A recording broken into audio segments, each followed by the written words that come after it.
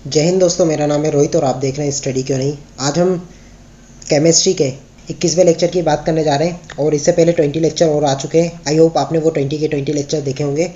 और दोस्तों इस लेक्चर में हम लोग तांबा, जस्ता, सिल्वर, पारा, मर्क्यूरी और उसके यौगिकों के बारे में पढ़ने वाले हैं, तो इस वीडियो को अंत तक जरूर देखिएगा। और दोस्तों आपने अभी तक मेरे चैनल को सब्सक्राइब नहीं किया तो सबसे पहले सब्सक्राइब कीजिए और इस वीडियो को जितना जितना हो सकता है आप शेयर कर दीजिए और इस वीडियो को अभी लाइक कर दीजिए। दोस्तों बेल आइकन पे भी क्लिक कर दीजिए जिससे मेरी वीडियो की लेटेस्ट नोटिफिकेशन आप तक पहुंचती रहेगी और आप उसको जल्दी से जल्दी देख सकते हैं। तो शुरू करते हैं हम लोग। तो दोस्तों बात यहाँ पे करते हैं हम लोग तांबे की, यानी कॉपर की बात करते हैं। तो आपको पता है कि जो कॉपर को हम लोग लिखते हैं वो Cu लिखते हैं। और दोस्तों जो कॉपर हमें प्राप्त होता है वो कॉपर पाइराइट से प्राप्त होता है। और दोस्तों जो तांबा होता है वो आघात वर्धनीय एवं तन्य होता है और विद्युत का सुचालक होता है। इसलिए आपने देखा होगा जो घरों में तारों का यूज़ किया जाता है उसमें कॉपर मेनली यूज़ किया जाता है। और जो आप कूलर चलाते हैं तो उसमें जो मोटर भरी होती है वो भी कॉपर के वायर से भरी होती है। इसलिए इसका उपयोग हम लोग विद्युत के निर्माण कार्यों में करते हैं। तो आपको यहाँ पे कॉपर का समझ में आ गया होगा। और दोस्तों कॉपर के हमें यौगिक के पढ़ने की ज़्यादा ज़रूरत नहीं है, लेकिन दोस्तों जब हम लोग मिसलेनियस कवर करेंगे तो वहाँ पे आपको कॉपर से कौन कौन से एलिमेंट मिक्स करके बनाए जाते हैं, यानी कौन कौन से एलिमेंट का मिक्सचर क्या होता है, उन सब के बारे में हम लोग पढ़ेंगे। तो मिसलेनियस के वीडियोस आप जरूर देखिएगा क्योंकि सबसे ज़्यादा क्वेश्चंस उसी में से फंसता है आपके। दोस्तों अगर हम लोग कॉपर के अगर भौतिक गुणों की बात करें तो आपको पता है कि जो कॉपर होता है वो हल्का से रेड कलर का दिखता है। और इसके अलावा मेल्टिंग पॉइंट की बात करें तो जो इसका मेल्टिंग पॉइंट होता है वो होता है 1083 डिग्री सेल्सियस होता है। दोस्तों हमें कॉपर के बारे में इससे ज़्यादा पढ़ने की आवश्यकता नहीं है। इसके बाद हम लोग बात करते हैं दोस्तों जस्ते की, यानी जिंक की हम लोग बात करते हैं। तो दोस्तों जो जिंक होता है वो प्रकृति में अपने विभिन्न अयस्कों में संयुक्त अवस्था में पाया जाता है। जैसे कि हम लोगों ने जब अयस्क के बारे में पढ़ा था तो हम लोगों ने उनके फॉर्मूले और किन किन से कौन से तत्व प्राप्त किए जाते हैं, यानी किस अयस्क से कौन से तत्व प्राप्त किए जाते हैं, हमने उन सब के बारे में पढ़ा। और दोस्तों जो जिंक होता है वो ऊष्मा तथा विद्युत का सुचालक होता है, यानी ये जो इलेक्ट्रिसिटी होती है और जो हीट होती है उसका एक कंडक्टर होता है, यानी गुड कंडक्टर होता है। और इसलिए इसका उपयोग प्रयोगशाला में अभिकर्मक के रूप में किया जाता है या फिर अभिकर्मक के निर्माण के लिए इसका उपयोग किया जाता है। और दोस्तों जो जिंक होता है इसके साथ कई प्रकार की मिश्र धातुएं बनाई जाती हैं और उसी के साथ इसका उद्योग में यूज़ किया जाता है और कई प्रकार की चिकित्साओं में भी इसका उपयोग किया जाता है। और दोस्तों जो जिंक का मेनली यूज़ किया जाता है वो गैल्वेनाइजेशन में किया जाता है, क्योंकि जब हमने गैल्वेनाइजेशन पढ़ा था यानी जस्तीकरण पढ़ा था तो हमने देखा था कि जिन पदार्थों का संक्षारण जल्दी होता है तो उन पदार्थों को बचाने के लिए उस पर जस्ते की लेयर चढ़ा दी जाती है। जैसे कि हमने लोहे का एग्जाम्पल देखा था कि जो लोहा होता है उसको जंग रोधी बनाने के लिए उस पर जस्ते की लेयर चढ़ा दी जाती है, जिसको गैल्वेनाइजेशन कहा जाता है, यानी जिसे यशद लेपन कहा जाता है या फिर हम बोले तो जस्तीकरण कहा जाता है। तो आपको जस्ते के बारे में समझ में आ गया होगा। इसके हम लोग प्रमुख यौगिकों की बात करें तो सबसे पहले आप देख सकते हैं यहाँ पे जिंक सल्फेट, और इसका जो फॉर्मूला होता है वो होता है ZnSO4।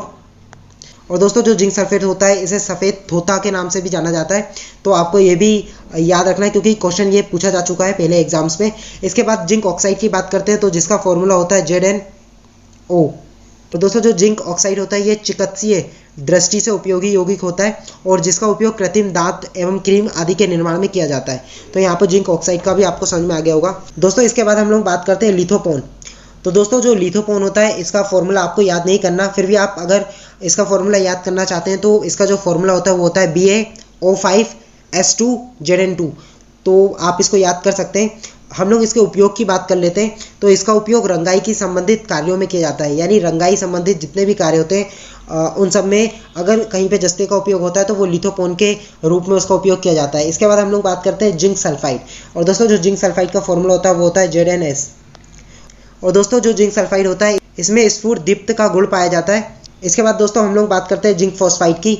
और दोस्तों जो जिंक फॉस्फाइड का फॉर्मूला होता है वो होता है Zn3P2। तो आपको ये भी फॉर्मूला याद रखना है।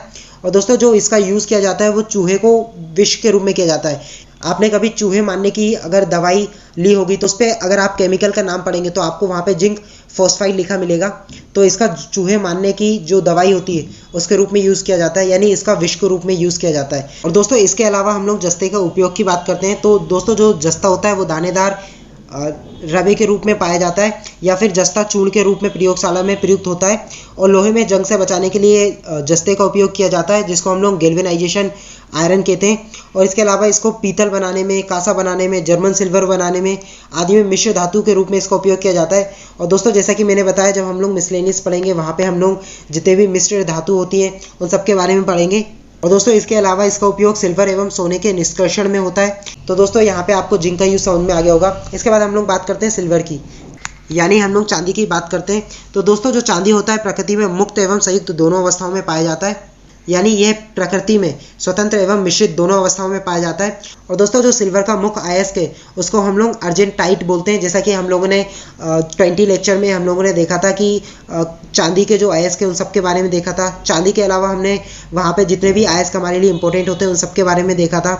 और दोस्तों चांदी का निष्कर्षण मुक्ता जो हम लोग अयस्क से करते हैं उसको हम लोग अर्जेंटाइट कहते हैं। और दोस्तों जो चांदी होती है वो ऊष्मा एवं विद्युत का सुचालक होता है। और दोस्तों अभी तक जितनी भी धातु हम लोगों ने ज्ञात की है, और दोस्तों यहाँ पे धातु की बात इसलिए मैं कर रहा हूँ क्योंकि आपको पता है कि जितनी भी धातु होती है वो सारी की सारी विद्युत एवं ऊष्मा की सुचालक होती है। तो उनमें से जो चांदी होता है वो सबसे अच्छा सुचालक माना जाता है, यानी जो चांदी होता है सबसे अच्छा कंडक्टर माना जाता है, यानी इसको हम लोग गुड कंडक्टर भी कहते हैं। तो आपको समझ में आ गया होगा चांदी के बारे में। तो दोस्तों यहाँ पे हम लोग चांदी के कुछ प्रमुख यौगिकों की बात करते हैं। तो सबसे पहले हम लोग बात करते हैं सिल्वर क्लोराइड। तो इसका जो फॉर्मूला होता है वो होता है AgCl, आपको याद रखना है। और इसका उपयोग मुख्यतः फोटोक्रोमिक ग्लास बनाने में किया जाता है, तो आपको याद रखना है। इसके बाद हम लोग बात करते हैं सिल्वर ब्रोमाइड की। तो दोस्तों जो सिल्वर ब्रोमाइड का फॉर्मूला होता है वो होता है AgBr, क्योंकि यहाँ पे आप देख रहे हैं सिल्वर और ब्रोमीन दोनों आ रहा है। और दोस्तों जो सिल्वर ब्रोमाइड का उपयोग किया जाता है वो फोटोग्राफी में किया जाता है, और ये क्वेश्चन काफ़ी बार एग्जाम से पूछा जा चुका है, तो आपको याद रखना है। इसके बाद हम लोग बात करते हैं सिल्वर आयोडाइड, जिसका फॉर्मूला होता है AgI, क्योंकि आपको पता है आयोडीन को हम लोग I से लिखते हैं और सिल्वर को Ag से। और दोस्तों जो सिल्वर आयोडाइड का उपयोग किया जाता है वो कृत्रिम वर्षा के लिए किया जाता है।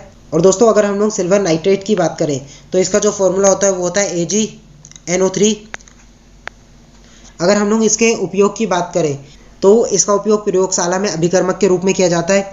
और दोस्तों जो आप कभी भी मतदान देते हैं, यानी आप कभी भी वोट देने जाते हैं, तो आपने देखा होगा कि उंगली पे एक निशान लगा दिया जाता है, और जो काफ़ी टाइम तक हमारे हाथों से निकलता नहीं है, जिससे ये पता चलता है कि कौन मतदान दे चुका है, और यदि वो फिर से देने आएगा तो उसका पता चल जाएगा। तो उसके लिए भी हम लोग सिल्वर नाइट्रेट का यूज़ किया जाता है। तो दोस्तों इसका भी जो क्वेश्चन है काफ़ी टाइम पूछा जा चुका है, तो आपको ये क्वेश्चन भी याद रखना है। और इसके फॉर्मूले लगभग सिल्वर के जितने भी हम लोगों ने अभी यौगिक देखे वो सारे के सारे एग्जाम्स में पूछे जा चुके हैं, इसलिए आपको इसको अच्छे से याद रखना है। तो दोस्तों ये वीडियो यहीं पे समाप्त होती है। अगर आपको मेरी वीडियो अच्छी लगी तो मेरे चैनल को अभी सब्सक्राइब कीजिए, और इस वीडियो को जितना से जितना हो सकता है शेयर कर दीजिए, लाइक कर दीजिए, और बेल आइकन पे भी क्लिक कर दीजिए दोस्तों। और मैंने बायो की एक वीडियो कवर की जिसमें मैंने पूरी बायो कवर की है, उसमें जितने भी टॉपिक्स होते हैं वो सारे कवर किए। आपको डिस्क्रिप्शन में उसकी लिंक मिल जाएगी, और उसी के साथ जब वीडियो एंड होती है तो लास्ट में वो फोटो के साथ एक लिंक के साथ आ जाएगी, आप सिर्फ फोटो पे क्लिक करके वो वीडियो देख सकते हैं। तो दोस्तों मिलते हैं नेक्स्ट वीडियो में। जय हिंद।